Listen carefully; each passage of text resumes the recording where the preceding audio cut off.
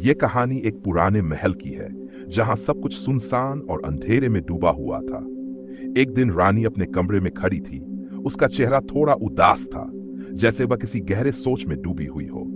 उसकी आंखों में कुछ ऐसा था जो छिपा हुआ था, एक रहस्य की। महल में अजीब सी चुप थी, जैसे यहां कुछ तो था जो रानी समझ नहीं पा रही थी। फिर एक दिन महल में एक नई दासी आई।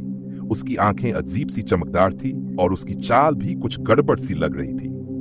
रानी ने उसे महल में काम करने के लिए बुलाया, लेकिन जब जब दासी मुस्कुराई तो ऐसा लगा जैसे वह कुछ छुपा रही हो, जैसे वह कुछ जानती हो जो रानी नहीं जानती थी। रानी का दिल एक अजीब डर से भर गया। रानी धीरे धीरे दासी से बातें करने लगी, लेकिन उसे जल्द ही महसूस हुआ कि कुछ तो गलत है। उसने दासी से पूछा, तुम कहां से आई हो? लेकिन दासी सिर्फ मुस्कुराते हुए जवाब देती है, मैं यहां हमेशा से थी रानी।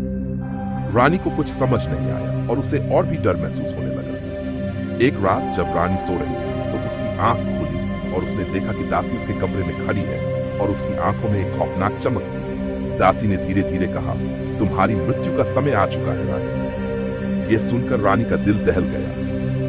तभी रानी को एक पुरानी किताब का ख्याल आया जो महल के एक अंधेरे कोने में छुपी हुई थी। रानी ने वह किताब ढूंढी और पढ़ना शुरू किया। उसने पाया कि दासी असल में उसकी पूर्वज की एक शापित आत्मा है जो रानी के वंश को नष्ट करने की कसम खाए हुए थी। रानी को यह समझ में आ गया कि दासी उसकी मृत्यु के बाद से उसे सजा देने आई थी।